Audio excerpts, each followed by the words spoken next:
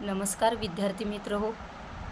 आज आपण इयत्ता 4साठी स्कॉलरशिपसाठी गणितातील अत्यंत महत्त्वाचा असा घटक की ज्याच्यावरती तुम्हाला प्रश्न विचारले जातात, तो घटक म्हणजे दिनदर्शिका.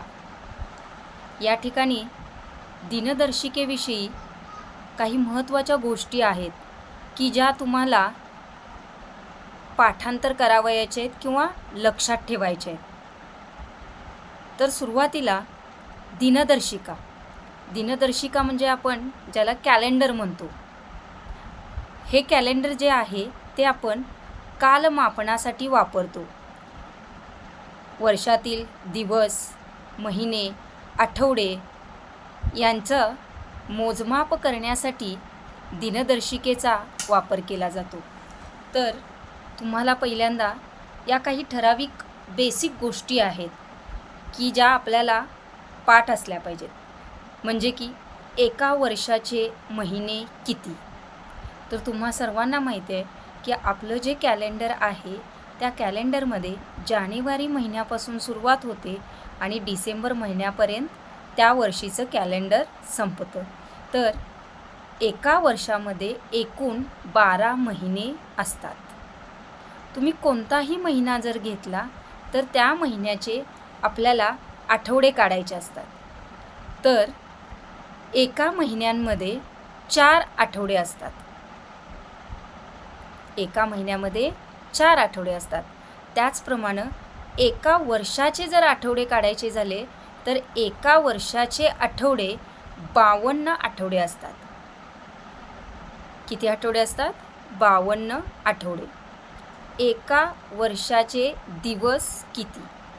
जर आपण सामान्य वर्ष घेतलं तर त्या सामान्य वर्षामध्ये एका वर्षामध्ये 365 दिवस असतात.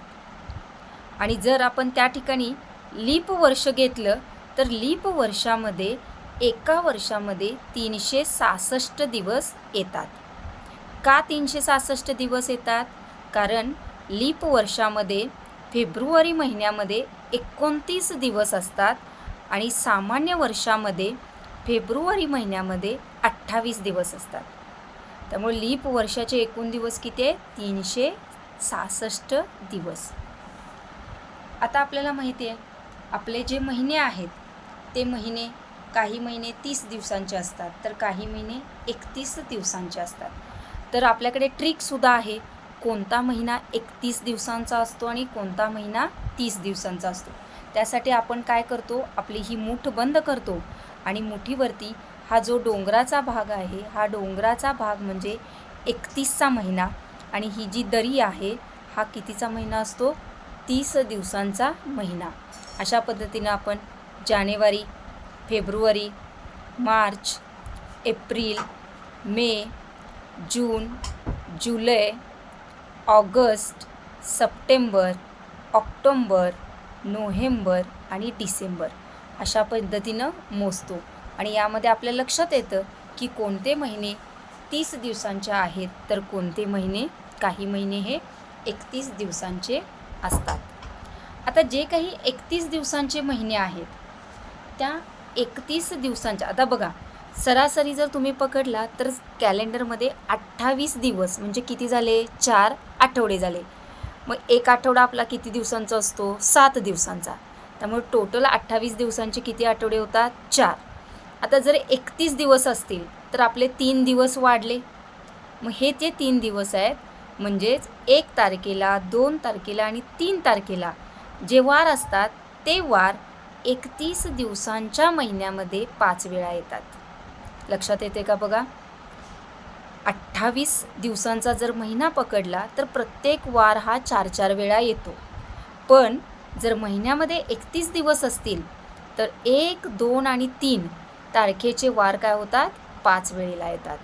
तेच जर आपल्याकडचा महिना हा 30 दिवसांचा असेल तर 1 आणि 2 तारखेला येणारा वार किती वेळा येतो? 5 वेळा. 29 दिवसांचा महिना असेल तर फक्त 1 तारखेला येणारा वार 5 वेळा येतो.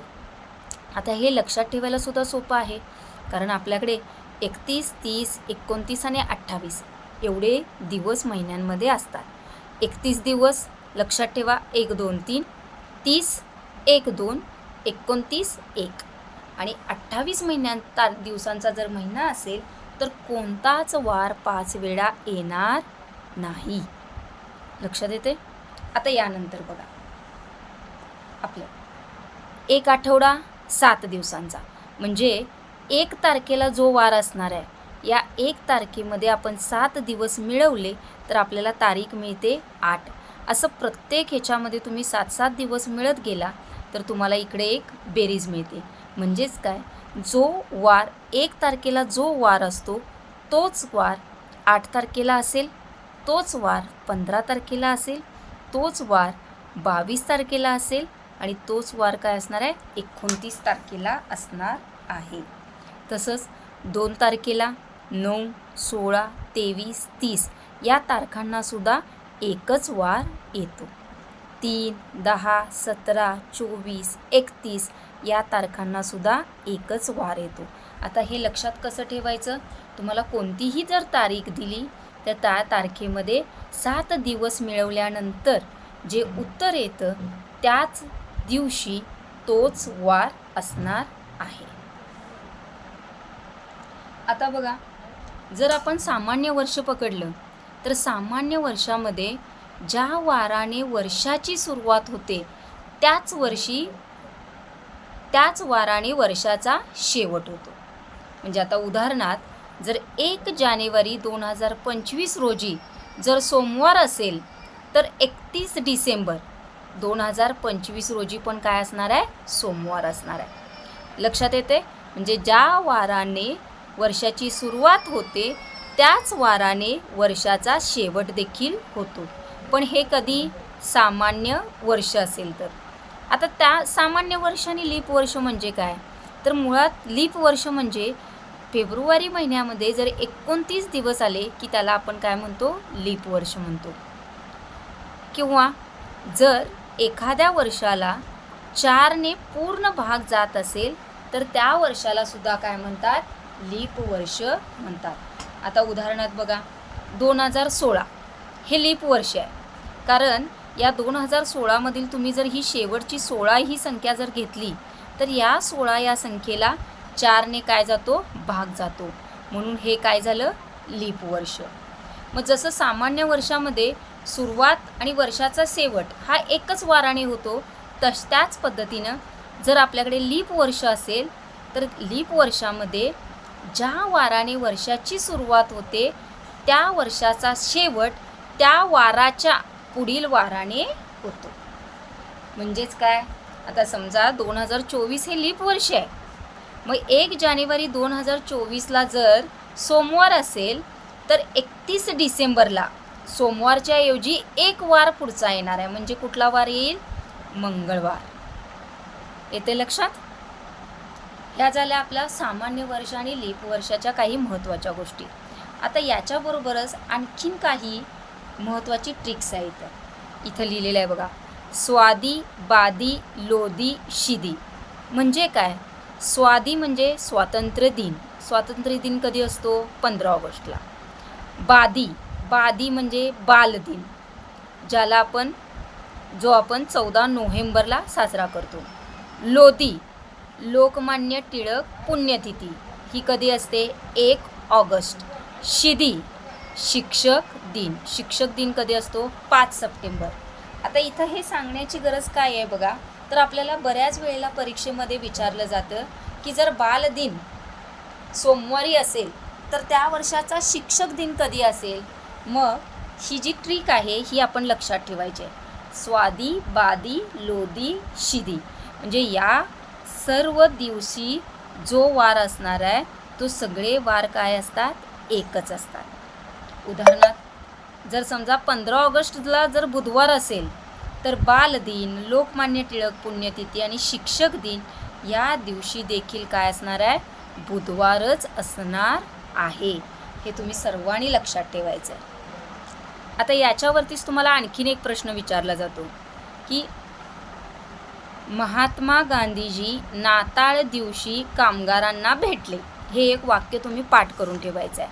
आता याचा अर्थ काय आहे, तर महात्मा गांधी जयंती आपण कधी साजरी करतो? 2 ऑक्टोबरला. नाताळ ज्याला आपण ख्रिसमस म्हणतो तो कधी साजरा करतो? 25 डिसेंबर.